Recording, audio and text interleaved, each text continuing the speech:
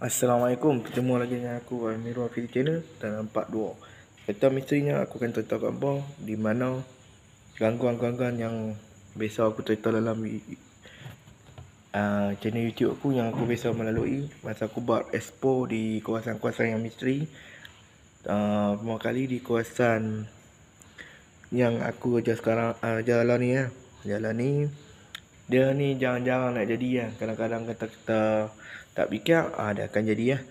Kadang-kadang kita jadi macam seram sejuk di satu kawasan yang pernah yang aku kenal dulu. Dan tu pengalaman aku lah selama aku duduk sini hampir 6 tahun lah. Hampir 6 tahun dari mula aku duduk sampai keluar mereka dapat ni.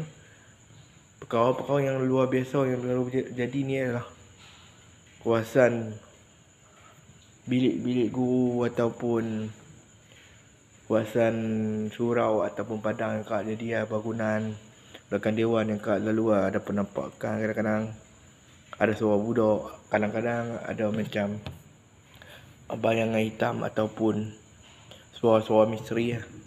Yang tu berkenaan dalam kawasan yang aku jaga lah ni lah. Yang dia ni agak boleh orang katakan seram sejuk lah. Orang seram sejuk lah. Kadang ada tempat yang hang rasa seram, ada satu tempat hang rasa okey.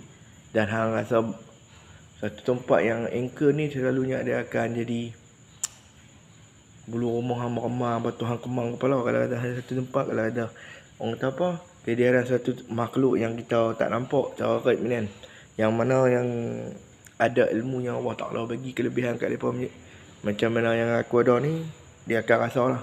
Kalau kehadiran sesuatu identiti yang kita tak pasti tak nampak kan, hanya ada orang apa tenaga luar biasa macam aura negatif atau positif. Kalau kita takut ni aura negatif ni kita takut, dia selalunya dia macam duduk tak duduk hang rasa macam something lah satu tempat. Kalau hang duduk saja macam aku duduk ni, aku rasa macam orang duk perhati aku.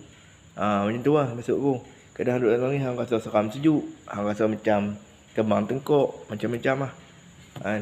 Tu yang aku kata kat abang aku nak cerita. Hampir berapa setahun lebih aku tak buat konten kat YouTube dengan konten dekat TT ku lah. Sebab aku masa terhad buat masalah ni kan. Dengan kerja aku kadang balik ada kerja lagi kat rumah, kadang tu yang konten YouTube lah ni aku stop buat ketika masa nak buat konten pun dah ada musim hujan, aku stop selalu lah. Okay, kalau hampa nak part 3 sambungan kisah misteri aku, pengalaman aku, hampa boleh follow kat TikTok aku Amirul Hafiz 92 ataupun kat YouTube, channel YouTube aku Amirul Hafiz Channel. Assalamualaikum, jumpa lagi. Apa-apa lagi yang tunggu aku edit tetap kisah misteri ni, kuasanya aku, pengalaman aku. Okay, assalamualaikum.